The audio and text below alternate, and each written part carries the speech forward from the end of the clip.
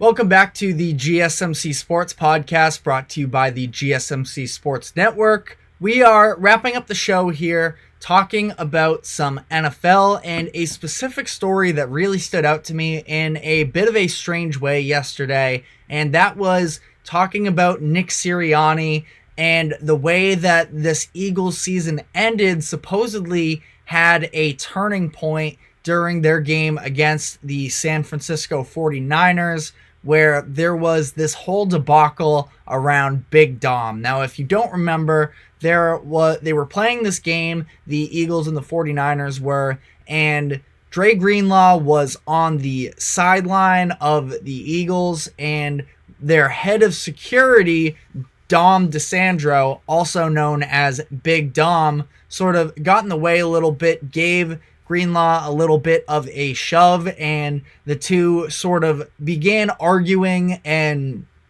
as a result, the NFL looked into it. Big Dom was kicked off the field for that game, and then he was suspended from being on the sideline for the rest of the season.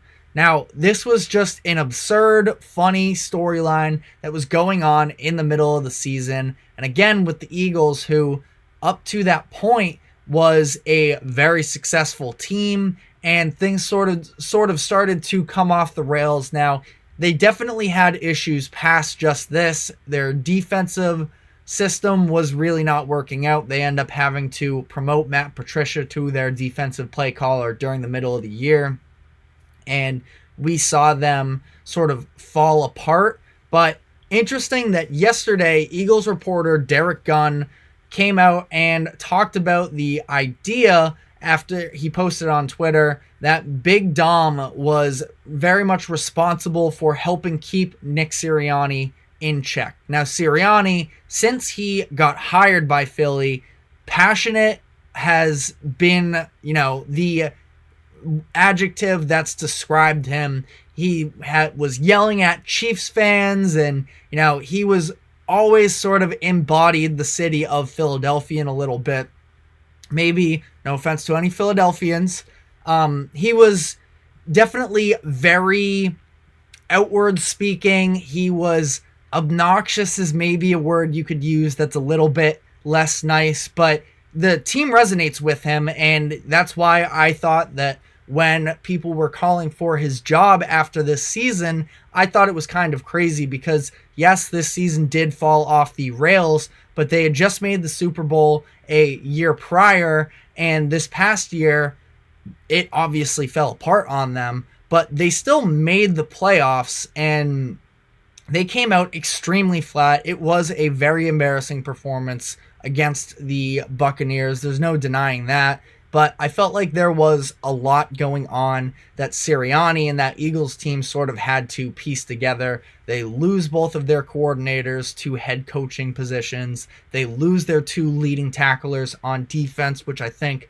was very key in them falling apart. Not to mention that their secondary was very old. Darius Slay is really getting up there in age. They lost CJ Gardner-Johnson. So there was a lot of turnover from last year to this year. So as much as I maybe am not the biggest Sirianni fan, I thought that calling for his job after two, semi-successful years, semi-successful almost feels disrespectful too, because he's made the playoffs twice. He's made the Super Bowl once.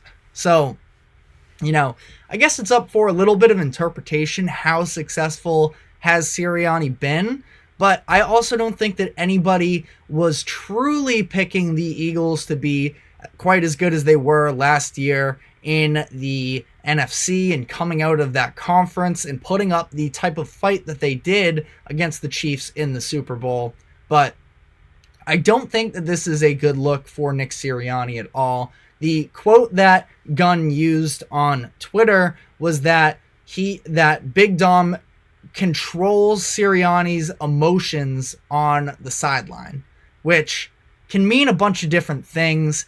I'm not totally sure exactly, because it's not like I feel like I saw, in the moment, Sirianni truly losing control down the latter half of the season. But Gunn also added, in his absence, Big Dom that is, Nick gets in numerous arguments with players/coaches during games. So, incredibly strange. And the Eagles, to be fair, I didn't see Sirianni necessarily himself getting into fights, but I mean, it's not even totally fair because some of the A.J. Brown drama where he was getting into arguments with Jalen Hurts, that was happening very early in the season. So I'm not sure if, you can put it all on this idea that Big Dom was the keeper of Nick Sirianni and they, were able to completely free fall because he was gone. I think that, again, there was a lot of stuff going on there in Philadelphia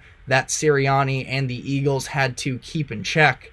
But for somebody that has seemed to be a little bit, again, not even irrational, but just very unhinged almost at times in Sirianni in terms of what we typically see from a, professional standpoint of an NFL coach, and that can mean all types of things as well. It's not like there's one cookie cutter idea of what it should look like, but Sirianni, he's definitely been very loud, very outspoken. He's just 42 years old, so he's still on the younger side. And, you had guys like Fletcher Cox, a leader, a staple of this Eagles defense for a handful of years now. He was immediately shutting down reporters who were, contemplating the idea of should Sirianni be out for next year. So he definitely, it's not like this would be something that would cause him to lose his job today, but I do think that it plays a little bit of an interesting role as how we view Sirianni for next season. I think that the Eagles are under some sort of pressure to win next year. The NFC is open, and they do have a lot of talent on the roster still. I think they need to address their secondary for sure. Their linebacker core hasn't been great. The first round guy they drafted last year out of Georgia, Nolan Smith or something. Nolan Smith. He did not have a very great season for them. So you are hoping that they can sort of, take a step back in the right direction. Not saying they necessarily need to win the Super Bowl next year, but to come out in the playoffs and have that type of a performance that they did, that can't happen again. And especially now we're looking at a team that has given Jalen Hurts the contract, which I do think was deserved, but you're going to have to see sort of what the limitations of this team are.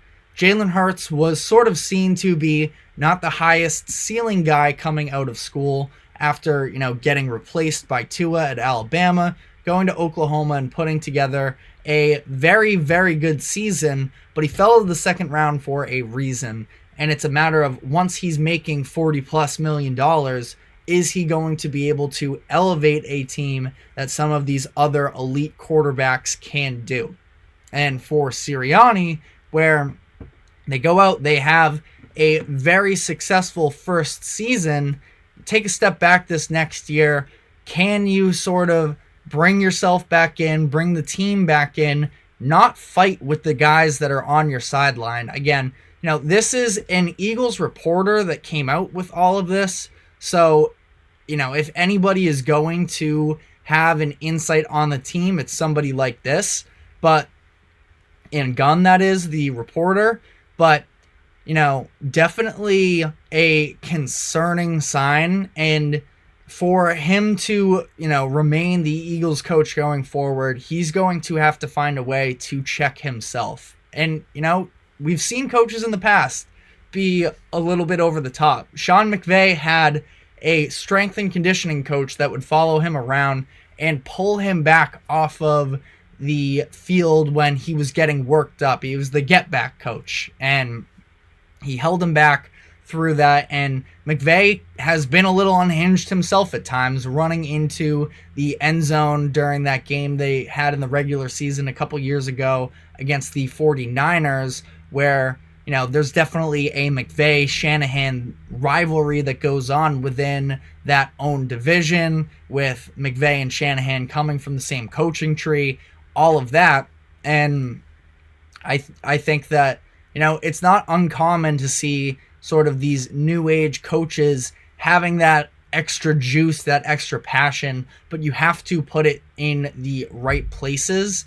And holding your players accountable is one thing. I'm curious what the extent of these altercations he was getting in with his own sideline really were. So I'm sure we're going to be getting some more information on this as the days come. This just came across my attention last night, and I thought that it was an absurd sort of story how this Big Dom, who, for the common NFL fan had never heard of until that one moment where he gets into it with Dre Greenlaw, and supposedly how important he possibly could have been. Now, there were stories that came out afterwards, from that altercation, talking about how great of a guy Big Dom is. And I have no doubts that Big Dom might be an amazing person.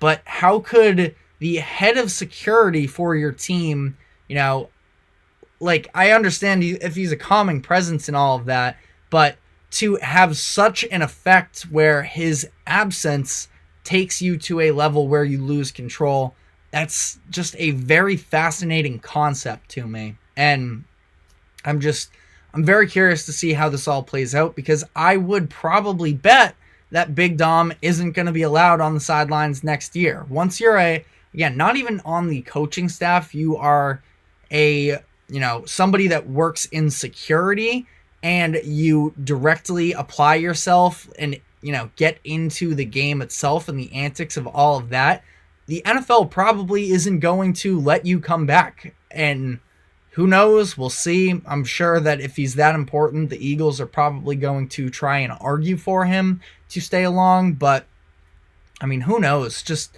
such a crazy story that came out.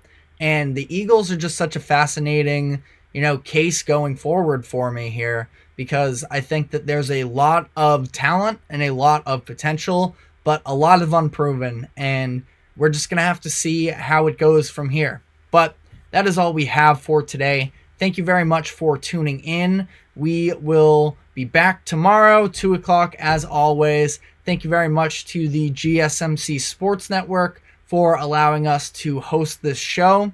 And we will see you guys tomorrow. Finally got NBA games tonight. So on that note, we will see you then.